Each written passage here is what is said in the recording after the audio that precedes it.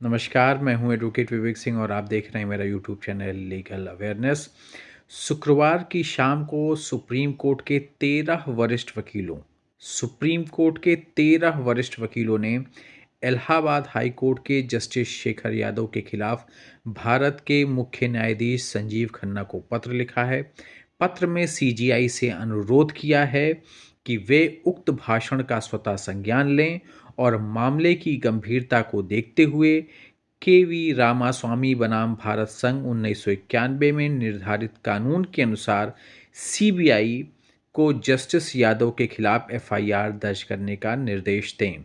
CBI को justice Yadav के खिलाफ एफआईआर दर्ज करने का निर्देश दें, ऐसी मांग जो है सुप्रीम कोर्ट के 13 वरिष्ठ वकीलों ने भारत के मुख्य न्यायाधीश से की है। और उन 13 वरिष्ठ वकीलों में वरिष्ठ वकील इंदिरा जयसिंह, आसपी चिनाय, नवरोज सिरवाई, आनंद ग्रोवर, चंद्र उदय सिंह, जयदीप गुप्ता, मोहन वी कटारकी, शोएब आलम, आर वैगई, मिहिर देसाई, जयंत भूषण, गायत्री सिंह और अवि सिंह शामिल हैं। ये पत्र justice B R Gavai, justice Suryakant, justice Hrishikesh Roy और जस्टिस अभय एस ओक के को भी भेजा गया है।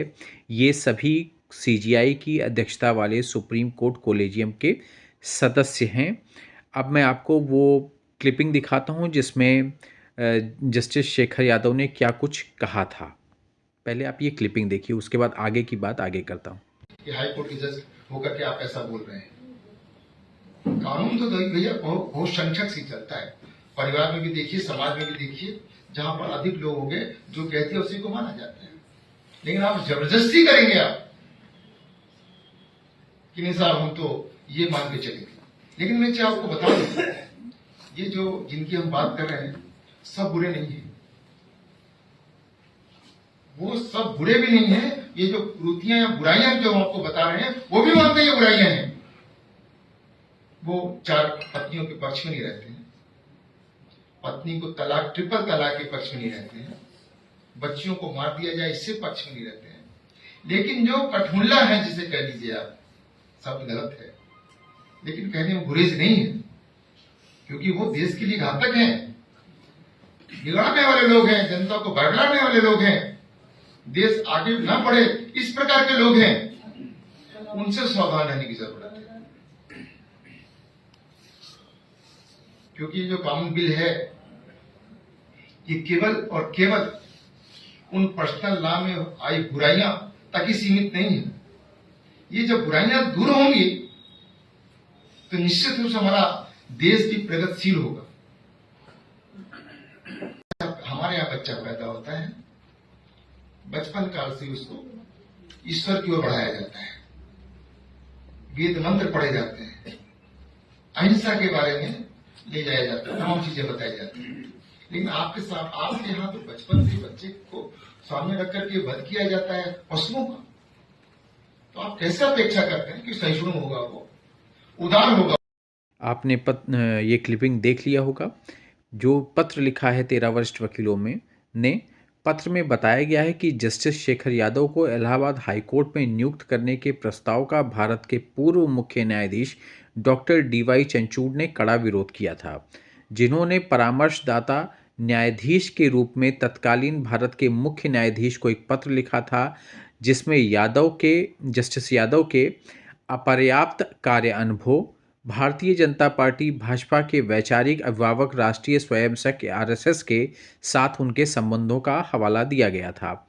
सबसे महत्वपूर्ण बात इसमें यह है कि एक तत्कालीन भाजपा के राज्यसभा सांसद से उनकी निकटता रही, जो वर्तमान में केंद्रीय मंत्रिमंडल में मंत्री हैं।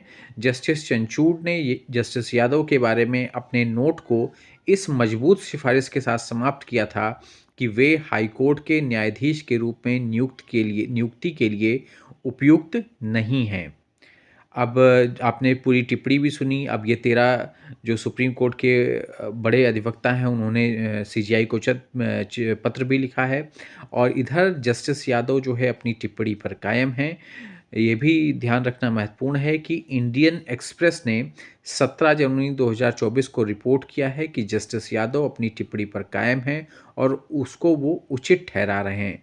जस्टिस यादव की टिप्पणी समुदाय या पंथ की परवाह किए बिना सभी भारतीयों के लिए समानता और बंधुत्व के संवैधानिक मूल्यों के संरक्षक के रूप में न्यायालय की भूमिका के बारे में गंभीर चिंताएं पैदा पैदा करती हैं, ऐसा पत्र में कहा गया है। और पत्र में ये भी कहा गया है कि जस्टिस यादव के भाषण में बीएनएस की धारा 196 और 302 में वर्णित कई अपराधों की छाप है। ये पत्र में उनका वर्णन है। उधर जस्टिस यादव अपनी टिप्पणी पर कायम हैं।